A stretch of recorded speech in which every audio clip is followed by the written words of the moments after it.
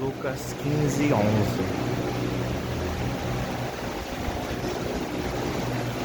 É uma palavra simples, muito conhecida, mas que fala muito forte aos nossos corações sobre recomeço. E aquilo que nós vamos aprender são 4 lições que o Senhor ministrou fortemente no meu coração. E eu creio que nós vamos aprender bastante sobre a palavra de Deus, amém? Lucas capítulo 15, versículo 11, amém? Amém. E continuou: certo homem tinha 2 filhos. O mais moço deles disse ao pai: Pai, dai-me a parte dos bens que me cabe. E lhes repartiu os haveres. Passados não muitos dias, o filho mais moço, ajuntando tudo que era seu, partiu para uma terra distante, e lá dissipou todos os seus bens, vivendo dissolutamente. Depois de ter consumido tudo, sobreveio àquele país uma grande fome, e ele começou a passar necessidades. Então ele foi e se agregou a um dos cidadãos daquela terra, e este mandou para os seus campos na guarda de porcos. Ali desejava fartar-se das alfarrobas que os porcos comiam, mas ninguém lhe dava nada. Então, caindo em si, disse: quantos trabalhadores do meu pai têm pão com fartura, e eu aqui morro de fome? Levantar-me-ei e irei ter com meu pai, e lhe direi: Pai, pequei contra o céu e contra ti, já não sou digno de ser chamado teu filho. Trata-me como um dos teus trabalhadores. E levantando-se, foi para o seu pai. Vinha ele ainda de longe, quando seu pai o avistou, e compadecendo-se dele, correndo, abraçou e o beijou. E o filho lhe disse: Pai, pequei contra o céu e diante de ti, já não sou mais digno de ser chamado teu filho. O pai, porém, disse aos teus servos: trazei depressa a melhor roupa, vestiu, pondo-lhe um anel no teu dedo e sandálias nos seus pés. Trazei também e matai um novilho cevado, comamos e regozijamos. Porque este meu filho estava morto e reviveu, estava perdido e foi achado. E começaram a regozijar-se. Amém? Podemos citar? Irmãos, esta palavra é muito conhecida. Ela vem falando sobre a parábola do filho pródigo. Todos já conhecem a história. Essa parábola é aquela que Jesus ele conta, falando a história de um pai que ele vivia com 2 filhos. E o filho mais moço chegou ao seu pai e disse: Pai, dá-me parte da minha herança que é meu direito. E passando uns dias, o filho pegou essa herança, foi para uma terra muito, muito distante e gastou toda a tua herança nas coisas malignas. Creio que ele gastou em bebidas fortes, em prostituição, em maldade, em maledicência. Ele gastou tudo o que tinha nas coisas erradas. E naquele momento, ele agora sem nada, gastando tudo que ele tinha, veio uma grande fome sobre aquela terra, sobre aquele país. E o filho pródigo agora, este jovem, ele começa a passar necessidade, junto com aquela cidade que estava passando por fome. E naquele momento, ele passando por necessidade, ele se ajunta a um homem, a um cidadão daquela cidade, para ele cuidar dos porcos. Ele ali cuidando dos porcos, e na cultura de Israel, cuidar de porcos era algo que era humilhante, pois os porcos eram tidos como impuros. Porcos eram animais impuros, e para o povo israelita, você cuidar dos porcos era o fim do poço. E aquele jovem cuidando da manada de porcos, no fim do poço, no fundo do poço, ele sente fome, e ele sente vontade de comer a comida nojenta dos porcos.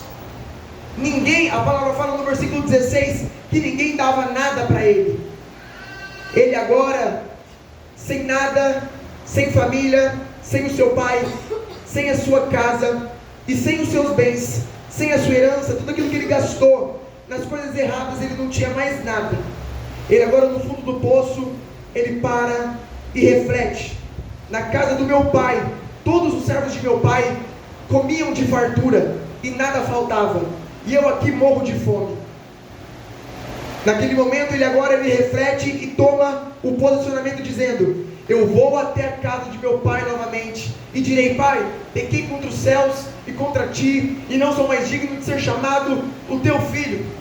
mas trata-me como um dos teus jornaleiros. E naquele momento, ele toma esse posicionamento e vai até a casa do teu pai. Tudo aquilo que ele planejou, ele fez. Falou: pai, pequei contra o céu, contra ti, não sou mais digno de ser chamado teu filho. E naquele momento, ele fala que não é mais digno, mas ele quer que seja pelo menos tratado como um dos jornaleiros de seu pai. Pelo menos. Mas a palavra fala que o pai agora, ele chama os seus servos e disse: traga depressa a melhor roupa, veste ele, põe anel nos seus dedos, dê sandálias novas, mate um novilho para nós comermos e celebrarmos, pois o filho que estava perdido foi achado, ele morreu e agora ressuscitou. Glória a Deus. Então, irmãos, naquele momento, o pai, ele dá o de melhor para o teu filho. E a palavra fala que o filho mais velho, que estava no campo ali, cuidando, das coisas do seu pai, ele vê toda aquela festa e chama um servo falando: servo, o que está acontecendo na casa de meu pai? Não, o teu irmão mais novo, ele chegou aos braços de seu pai e ele foi achado novamente. Seu pai matou um novilho e agora eles estão regozijando e comemorando. E naquele momento o filho mais velho, ele indaga o pai dizendo: pai, eu em nenhum momento te desobedeci, não saí dos teus braços, mas o Senhor não matou um novilho nunca para mim. E a palavra fala que o pai, com toda a sua sabedoria, diz: filho, tudo que é meu é teu. Irmãos, a primeira lição que o Senhor deixa para nossas vidas é que na casa do pai há ordem. Irmãos, na casa do pai há ordem. Nós vemos porque o jovem, naquele momento, ele se afasta da casa de seu pai, pois ele queria viver no mundo, pois no mundo ele tinha livre arbítrio.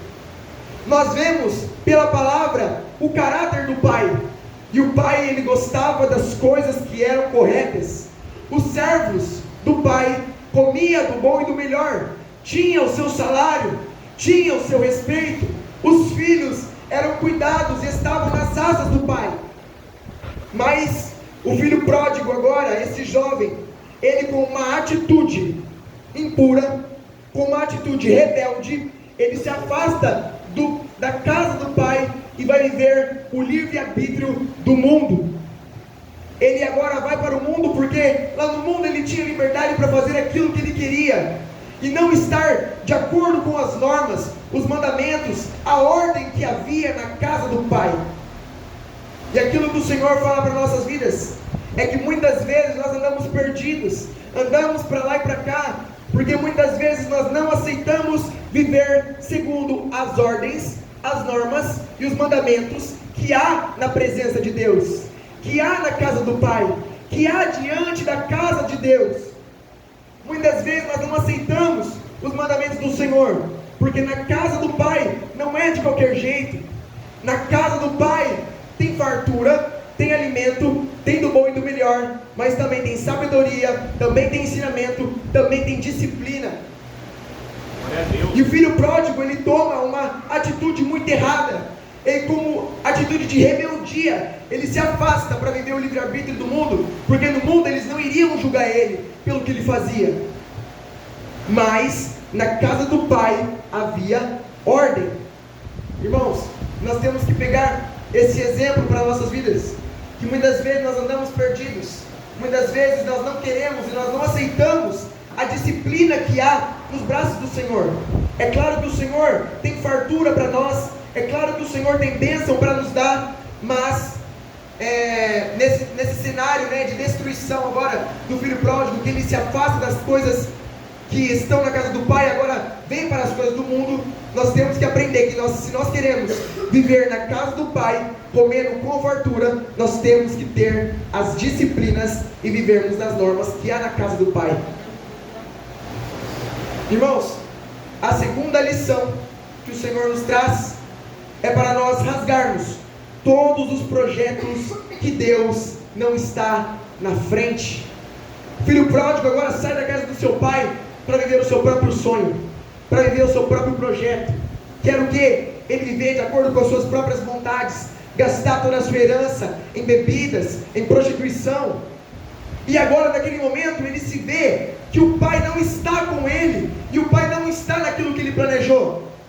e agora ele se arrepende e come das bolotas dos porcos. Irmãos, aquilo que o Senhor fala nos nossos corações é para nós rasgarmos todos os planos e todos os projetos que o Senhor não está na frente. O filho pródigo, aquele jovem, ele não convidou o teu pai para os seus projetos, ele não convidou o seu pai para os seus planos. O pai, naquele momento, ele apenas despediu o seu filho viveu daquilo que era das suas próprias vontades, e o pai não estava na frente. Irmãos, muitas vezes nós planejamos tantas das coisas, mas se aquilo que nós planejamos tira o nosso tempo para com Deus, rasga esse plano, rasga esse projeto. Se o final do nosso plano, do nosso projeto, não ser a glorificação de Deus por tudo que Ele fez, rasga esse projeto, porque Deus não está na frente.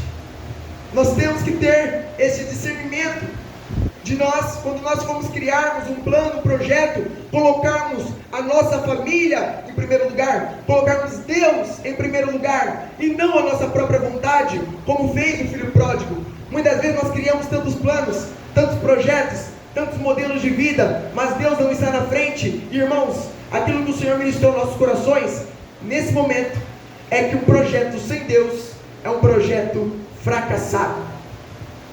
Convide o Senhor para habitar nos teus planos, convide o Senhor para habitar nos seus projetos, e tudo onde você for, onde você passar, Deus estará com você. Glória a Deus. Irmão, se Deus não está no meio, se Deus não está na frente do teu plano, do teu projeto, não adianta, vai fracassar. Igual o filho pródigo, ele achou que era independente e conseguiria viver bem segundo as suas próprias vontades, mas não, ele gastou tudo que ele tinha, e naquele momento ele viu que ninguém dava nada para ele. E assim acontecerá sobre nossas vidas, se nós não entendermos que o Senhor tem que estar na frente dos nossos planos e tudo quanto nós vamos fazer. E agora, para o tema da campanha, a reconstrução primeiro exige arrependimento e reflexão. Naquele momento, quando o filho pródigo ele já gasta tudo, sobreveio uma grande fome sobre aquele país. Ele agora, sentindo vontade de comer as bolotas dos porcos de fome, ele percebe que ninguém dá nada para ele, e naquele momento ele para, ele reflete, e ele se arrepende de tudo que ele fez, e começa uma reconstrução na vida do filho pródigo. Naquele momento ele fala assim: na casa de meu pai havia fartura, na casa de meu pai não tinha falta de nada, os servos do meu pai comiam do bom e do melhor, e eu aqui passo fome. Eu voltarei para a casa do meu pai e direi: Pai, pequei contra os céus, contra ti, e não sou digno de ser chamado teu filho. Trata-me pelo menos como um dos seus jornaleiros. Ele naquele momento ele para, ele reflete e ele se arrepende de tudo que ele fez. Irmãos, aquilo que o Senhor fala para nossas vidas é que se nós queremos uma reconstrução na nossa vida, primeiramente nós temos que nos arrepender daquilo que nós praticávamos lá atrás. Porque se nós não nos arrependermos, aquilo que está conosco, aquilo que é de errado, aquilo que nós praticávamos que era errado, vai derrubar a nossa vida de novo, e nós viveremos no ciclo eterno. Nós caímos e reconstruímos, caímos e reconstruímos. Mas para nós reconstruirmos a nossa vida em Deus, primeiro nós temos que nos arrepender. Irmãos, nós temos que nos arrepender de tudo aquilo que nós praticávamos antes, parar e refletir naquilo que nós praticávamos e dizer que nós não queremos mais viver segundo a nossa própria vontade, não queremos viver segundo aquilo que nós praticávamos antes, mas queremos uma reconstrução vinda da parte de Deus. Queremos um novo renovo, queremos um recomeço, queremos que agora nós não vivemos as nossas próprias vontades, mas que Deus agora viva em nós. Não vivamos mais nós, mas agora é Cristo que vive por intermédio das nossas vidas. Irmãos, só Deus sabe os planos que tem a vosso respeito, planos para nos fazer prosperar e não para causar dano. Então, irmãos, muitas vezes todos os nossos planos, nossos projetos que nós criamos, nós achamos que está indo certo, nós achamos que está indo prosperando, nós achamos que está indo na bênção do Senhor, mas aquilo que o Senhor fala é que só Deus sabe aquilo que é melhor para nós. Só Deus tem os melhores planos. Só Deus tem os melhores projetos para a sua vida. E não aquilo que nós pensamos. Pois, irmãos, o coração, a palavra fala em Colossenses que o coração do homem é enganoso. E nós somos falhos, somos pecadores. Nós somos imperfeitos. E nós não temos a capacidade de nós mesmos queremos viver aquilo que nós queremos. Mas convide o Senhor para estar na frente dos seus planos. Irmãos, a última coisa é que o Pai não nos trata como servos, mas como filhos. Naquele momento o filho pródigo ele reflete e fala para que o pai ele trate ele como um dos seus jornaleiros. Irmãos, os jornaleiros eram um acima dos escravos. Então o jornaleiro ele era uma classe baixa, era escravo, era trabalhador, servia na casa do pai. Mas aquilo que o Senhor fala para a nossa vida é que Ele não nos trata segundo os nossos pecados, mas Ele nos trata como filhos. Se o pai tratasse aquele filho pródigo segundo os seus pecados, ele viveria de qualquer jeito. Mas o pai agora, tratando ele como um filho novamente, ele dá um novo anel nos seus dedos, calça os seus pés com sandálias novas, reveste com vestes novas, mata um novilho e agora eles regozijam na presença de Deus. O Senhor ele te trata como filho, irmão. Aquilo que o Senhor fala para nossas vidas é que Deus tem pressa em nos renovar, pois a palavra fala que a partir do momento quando o filho chega diante do pai, o pai fala: traga depressa a roupa, vamos vestir, vamos colocar anel nos seus dedos. O pai ele tem pressa em renovar a tua vida. O Senhor ele tem uma nova história para você. O Senhor tem caminhos de bênção, caminhos de prosperidade. O Senhor tem promessa para a tua vida, e uma nova aliança Ele tem sobre os teus dedos. O Senhor tem caminhos de paz e de prosperidade. Basta nós tomarmos essa atitude de um novo recomeço, de nós nos arrependermos daquilo que nós praticávamos antigamente, e agora nós vivemos segundo as normas do Pai, vivemos segundo as ordens do Pai, vivemos em obediência, vivemos um novo compromisso para com Deus, para que a sua promessa possa se cumprir sobre as nossas vidas e nós vivamos nos caminhos de prosperidade, amém? Essa palavra que o Senhor colocou no meu coração, eu agradeço a oportunidade, amém?